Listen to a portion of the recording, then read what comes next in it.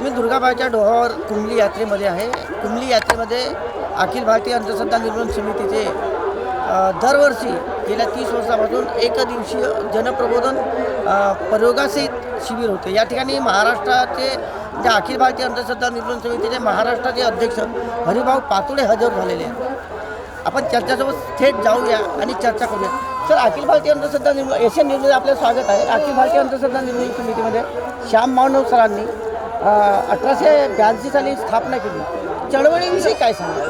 हां, आमचे अखिल भारतीय अंधश्रद्धा निर्मूलन समितीचे संस्थापक संघटक आदरणीय प्राध्यापक श्याम मानव सर यांनी नागपूरमधून 1982ला आमच्या या संघटनेची स्थापना केली.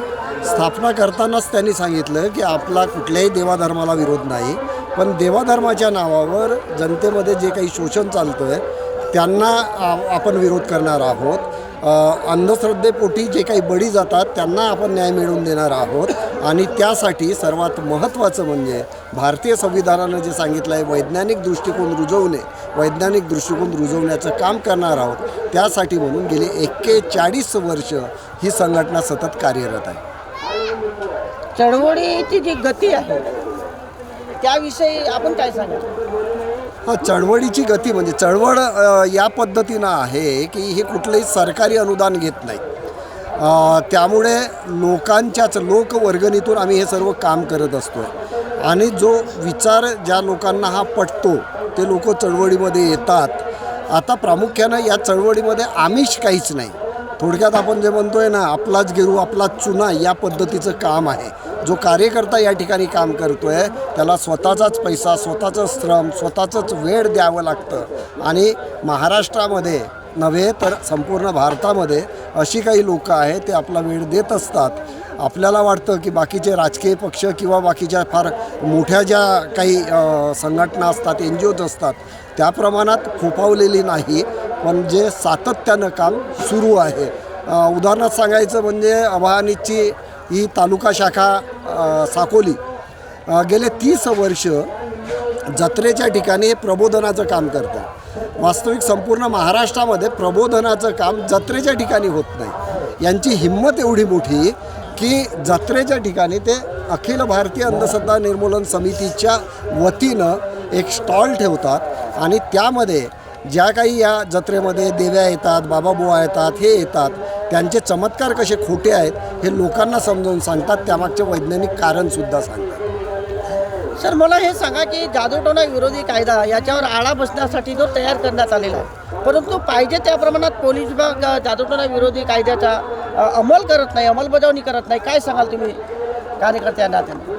भारतामध्ये महाराष्ट्र राज्य हे एकमेव राज्य आहे की ज्याने 2013मध्ये महाराष्ट्र जादूटोणा विरोधी कायदा अंमलात आणला. फक्त अंमलात आणला, पण त्या कायद्याचा प्रचार प्रसार पाहिजे त्या गतीनं होत नाही आहे. आता या कायद्याला जवळपास 10 वर्ष पूर्ण झालीत. आमच्या समितीच्या वतीनं प्रयत्न सुरू आहेत की सर्वात आधी हा कायदा जी राबवणारी यंत्रणा आहे ती आहे पोलीस विभाग. ह्या पोलीस विभागाचं ट्रेनिंग करायचं. प्राध्यापक श्याम मानव सरांनी 2014 साली महाराष्ट्रातल्या सर्व जिल्ह्यामध्ये तिथल्या SPंचं, इन्स्पेक्टरचं प्रशिक्षण घेतलं. पण तोच टप्पा पुढचा आम्हाला पुढं गाठायचा होता, पण सरकार बदललं आणि या संपूर्ण प्रशिक्षणाला खर्चाची सोय असावी लागते, अनुदान पाहिजे असते. ते अनुदान काही सरकारने मंजूर केलं नाही, म्हणून पाहिजे त्या प्रमाणात हा कायदा जनतेसमोर गेला नाही. एकदा जर कायदा हा जनतेसमोर गेला तर ह्या ज्या काही अंधश्रद्धा, ह्या अंधश्रद्धांचं प्रमाण कमी होणार आहे.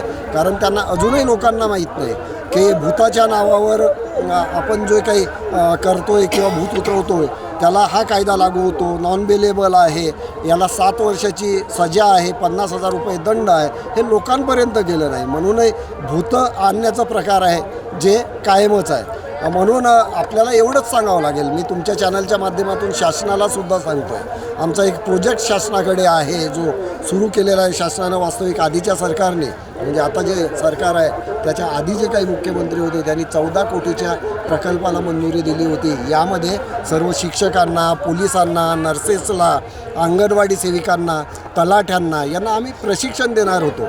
आणि प्रशिक्षण दिल्यानंतर गावागावामध्ये हे जे जाऊन सांगतील या कायद्यासंदर्भातलं, म्हणजे खऱ्या अर्थानं ती लोकचळवळ उभी झाली असती. पण आता सध्या त्याला तरतूद केली, पण त्याची अंमलबजावणी शासनाच्या वतीनं होत नाही आहे. पुढे होईल तर कायदा चांगल्या प्रभावीपणे आपल्याला लागू करेल. सर्व जनतेला म्हणजे अंधश्रद्धा निर्मूलन होण्याकरता काय संदेश द्याल, थोडक्यात सांगा. हा जनतेला एकतर फार महत्त्वाचं आहे. वास्तविक महाराष्ट्र ही संतांची भूमी आहे आणि हे काम संतांनंच केलेलं आहे. जसं संत तुकाराम महाराज म्हणायचे की सत्य असत्याशी मन केले ग्वाही, माने येले नाही बहुमत. सत्य असत्य जर तुम्ही शोधाल, म्हणजे 350 वर्षापूर्वी सांगितलं, पण इथले कीर्तनकार आता हे सांगत नाही. किंवा राष्ट्रसंत तुकडोजी महाराज म्हणतात, तुकडोजी महाराजांनी सांगितलं की चमत्काराच्या भरी पडोनी झाली अनेकाची धुडदाणी, यापुढे चमत्कार कोणी नकावरून सज्जनो. पण राष्ट्रसंतांचे जे काही अनुयायी असतील ते हा भाग सांगत नाही. गाडगेबाबांना तर यावर कहरच केला होता.